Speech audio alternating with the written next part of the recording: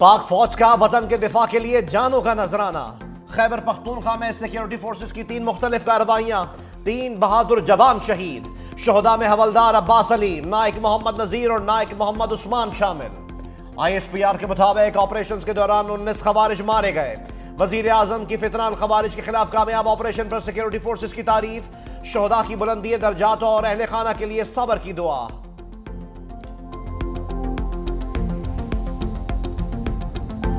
Short term kidnapping case, C T D Karachi میں بڑی surgery. قانون نافذ کرنے والے اداروں کے 2 راجے ریڈار پر آ گئے۔ انچارج سی ٹی ڈی راجہ عمر خطاب عہدے سے برطرف۔ سی پیک میں تعینات ڈی ایس پی راجہ فاروق یونس کی بھی چھٹی۔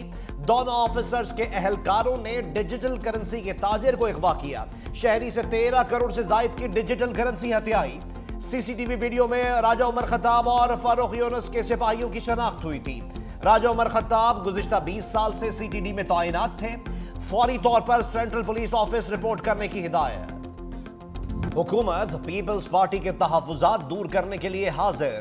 بلاول بھٹو زرداری سے نائب وزیر اعظم اسحاق ڈار کی بیٹھک۔ چیئرمین پیپلز پارٹی کو وزیر اعظم شہباز شریف کے پیغام سے آگاہ کیا۔ وزیر اعظم کے پیغام میں پیپلز پارٹی کو کابینہ میں شامل ہونے کی دعوت۔ پیپلز پارٹی کا بظاہر کابینہ میں شمولیت سے انکار۔ ملاقات میں بلاول بھٹو زرداری نے اسحاق ڈار کے سامنے اپنے تحفظات رکھے۔ پنجاب میں حکومت سازی کے تحریری معاہدے پر بھی بات چیت۔ مسلم لیگ نون نے معاہدے پر عمل درآمد کے لیے وقت مانگ رکھا ہے۔ بلاول بھٹو زرداری صدر مملکت آصف علی زرداری سے ملاقات کریں گے۔ حکومتی کمیٹی سے ہونے والی ملاقاتوں سے آگاہ کریں گے۔ اگر شہری آرمی ایکٹ میں درج جرم کا مرتکب ہوا تو ملٹری ٹرائل ہوگا۔ جسٹس محمد علی مظہر کے ریمارکس۔ سپریم کورٹ کے آئینی بینچ میں فوجی عدالتوں کے کیس سے متعلق سماعت۔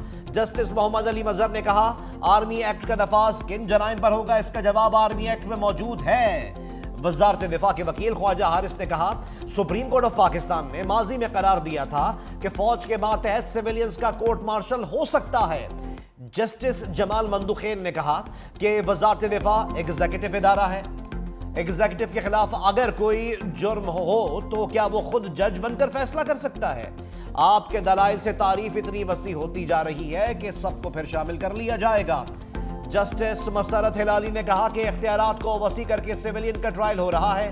حسان نیازی کے والد حفیظ اللہ نیازی روسٹرم پر آ گئے، کہا میرے بیٹے سے جیل میں سلوک عام قیدیوں والا نہیں ہو رہا، جو سلوک فوجی تحویل میں تھا اب بھی وہی ہے۔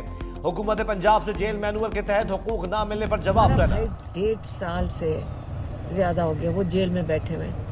کیا بیک ڈور اگر کرنا ہوتا تو ان کو پہلے دن نہیں کر دینا چاہیے تھا کہ میرے سامنے 200 کیسوں کا پہاڑ ہے، میں ڈیل کرتا ہوں بیک ڈور سے اور باہر نکل جاتا ہوں۔ پہلے دن سے آفرز آ رہی ہیں ڈائریکٹلی، پھر سے میں بتا دوں ہمیں کوئی نہیں آئی۔ 3 سال باہر چلے جائے، پھر 2 سال ہوئے، پھر 6 مہینے ہوئے، پھر میں کہا ہم آپ کو ہاؤس اریسٹ میں کر دیتے ہیں، آپ منہ نہیں کھولنا، چپ کر جائیں، آپ یہ نظام چلنے دیں۔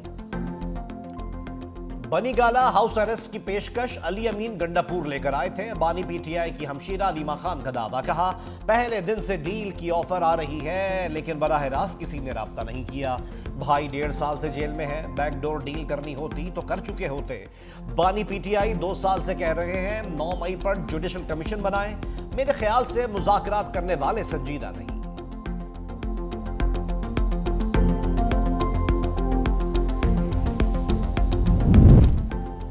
بانی تحریک انصاف کو رہا کرنے کی آفر محسن نقوی نے کی تھی۔ شیر افضل مروت کا انکشاف، کہا ہاؤس اریسٹ کی پیشکش حکومت کی طرف سے وزیر داخلہ نے کی۔ 22 دسمبر کو بانی پی ٹی آئی کی رہائی کی آفر بھی محسن نقوی کی طرف سے تھی۔ اگر حکومت اور ہمارے درمیان مذاکرات آگے نہ بڑھے تو شاید دوبارہ ٹیبل پر آنا مشکل ہوگا۔ پاکستان تحریک انصاف نے بڑے عرصہ کے بعد ڈائیلاگ کا دروازہ کھولا تھا۔ 2 نقطوں پہ ہم لمیٹڈ مذاکرات کرنا چاہتے ہیں۔ اب تک ہمارے پاس کوئی اطلاع نہیں آئی ہے کہ کل کی کوئی میٹنگ خان صاحب کے ساتھ شیڈول ہے۔ اسی طرح تعطل کے شکار نہیں ہونے چاہیے مذاکرات کسی ڈیل کے لیے نہیں کر رہے ہیں، بس ملک کی بہتری کے لیے کر رہے ہیں۔ تحریک انصاف کے کیمپ سے نو ڈیل کی آوازیں، مذاکرات آگے بڑھانے کے لیے بانی پی ٹی آئی سے ملاقات کی شرط آ گئی۔ بیرسٹر گوہر کی رہنماؤں کے ہمراہ پریس کانفرنس، کہا القادر ٹرسٹ کیس میں تاریخیں ڈیل کے تحت آگے نہیں گئیں، مذاکرات ڈیل کے لیے نہیں ملک و عوام کے لیے کر رہے ہیں۔ عمر ایوب کا بانی تحریک انصاف سے تنہائی میں ملاقات کرانے کا مطالبہ، کہا 9 مئی اور 26 نومبر پر جوڈیشل کمیشن بنایا جائے۔ سلمان اکرم راجہ نے کہا کہ بانی تحریک انصاف اپنے سے پہلے کارکنوں کی رہائی کا کہہ چکے، جبر کا ماحول ہے، ہم انصاف لے کر رہیں گے۔ شبلی فراز بولے توشہ خانہ 2 کیس بے بنیاد ہے، ضمانت کے تفصیلی فیصلے نے سب واضح کر دیا۔ تحریک انصاف کا نئے اور شفاف انتخابات کا بھی مطالبہ۔ کبھی یہ گفتگو ہوتی ہے یا ڈسکس ہوا ہے کہ عمران خان کو کوئی آفر دی جائے؟ دیکھیے بات یہ ہے کہ اگر تو عمران خان صاحب حکومت کے قیدی ہوں تو پھر حکومت کا اختیار ہے کہ ان کو آگے پیچھے کر دے، ان کو رہا کر دے، آرڈر وڈرا کر لے۔ وہ ان کیسز کا سامنا کر رہے ہیں کہ جن جگہوں پر وہ لوگوں سے کہتے تھے کہ آپ رسیدیں دکھاؤ، جب ان سے کہا گیا کہ آپ اپنے تحائف کی رسیدیں دکھائیں تو وہ ساری رسیدیں بوگس نکلیں، جعلی نکلیں۔ اس نظام کے چلنے کی کنجی عمران خان صاحب کے پاس نہیں ہے، اس نظام کی کنجی پاکستان کے عوام کے پاس ہے۔ بانی پی ٹی آئی حکومت کے قیدی نہیں، اس لیے رہائی کا اختیار ہمارے پاس نہیں۔ وفاقی وزیر احسن اقبال کی 365 نیوز کے پروگرام ہیڈ آن میں گفتگو، کہا بانی پی ٹی آئی رسیدیں نہ دکھانے کی وجہ سے کیسز کا سامنا کر رہے ہیں۔ موجودہ نظام کی کنجی بانی پی ٹی آئی کے نہیں، پاکستانی عوام کے پاس ہے۔ پاکستانی عوام ضمنی انتخابات میں بتا چکے ہیں کہ وہ امن چاہتے ہیں۔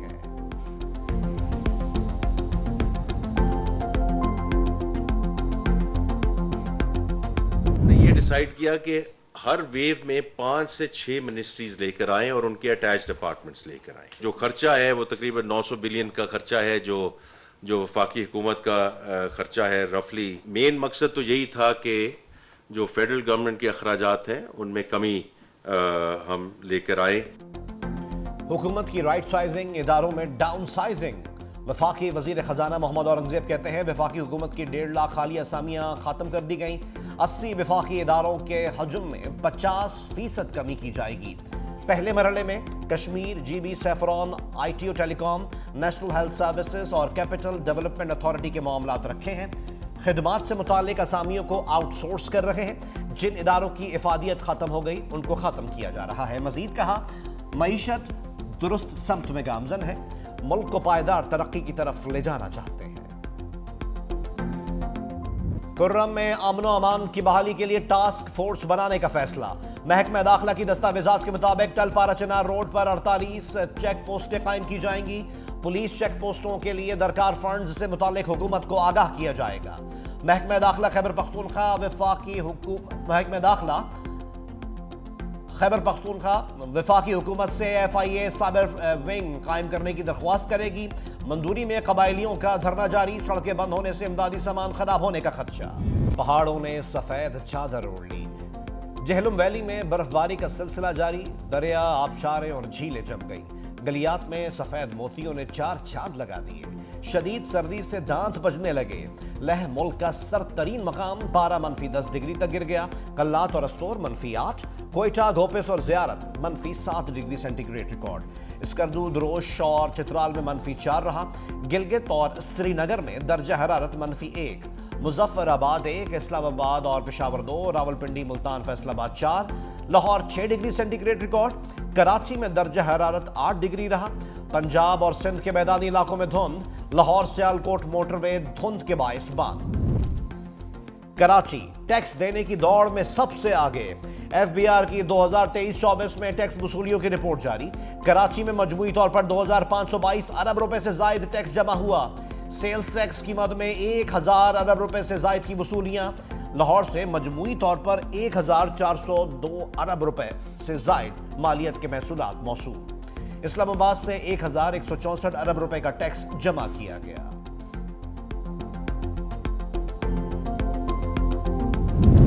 انٹرمیڈیٹ بورڈز کو گزشتہ سال ای مارکنگ مشینیں دیں۔ وزیر تعلیم سندھ سردار علی شاہ کا صوبائی اسمبلی میں اظہار خیال۔ کہا بورڈز نے ای مارکنگ مشینیں استعمال ہی نہیں کی۔ کیڈٹ کالج میں بچوں کی جسمانی ٹریننگ پر فوکس ہوتا ہے، ان کالجز کے نتائج بھی اچھے ہوتے ہیں۔ کراچی انٹرمیڈیٹ کے نتائج کے بعد اسکروٹنی فارم بھی مذاق بن گیا۔ فارم جمع کرانے کی لائنز میں لگے طلبہ سے رشوت لینے کا الزام۔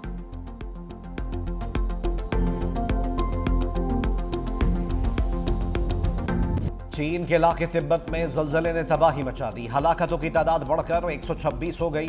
सैकड़ों अफराद जख्मी। जलजले से दर्जनों इमारतें मलबे का ढेर बन गई। हलाकतों में इजाफे का भी खदशा। इमदादी कार्रवाइयां जारी। जलजले के झटके बांग्लादेश, नेपाल, भूटान और भारत के कई शहरों में भी महसूस किए गए।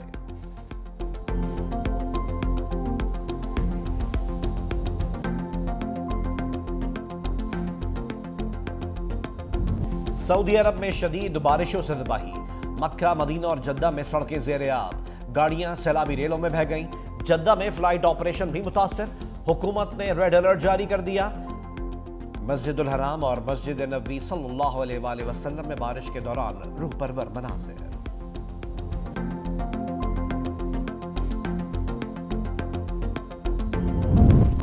फिर सीटी बजेगी और खेल जमेगा। पीएसएल सीजन 10 की ड्राफ्टिंग 13 जनवरी को लाहौर में शेड्यूल्ड। प्लैटिनम कैटेगरी में 40 गैर मुल्की खिलाड़ी शामिल। David Warner, Matthew short, Shawn Ebert, Chris लेन, उस्मान ख्वाजा दस्तयाब होंगे। मुस्तफिजुर रहमान, मुजीबुर रहमान और शकीबुल हसन भी शामिल। डायमंड कैटेगरी में 87 गैर मुल्की खिलाड़ियों ने रजिस्ट्रेशन करा ली। गोल्डन कैटेगरी में 165 गैर मुल्की खिलाड़ी हिस्सा बनेंगे।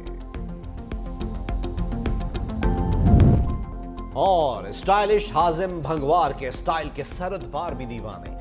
असिस्टेंट कमिश्नर कराची के फैशन और प्रोफेशन के भारत में चर्चे। मारूफ भारतीय सोशल मीडिया पेज वायरल भायानी ने हाजिम भंगवार की वीडियो शेयर कर दी। लिखा, वो एक लीडर ही नहीं, स्टाइल आइकॉन, गुलकार और नगमा निगार भी हैं। साबित करता है आप पुरजोश हो तो हर शोबे में सबकत ले सकते हैं।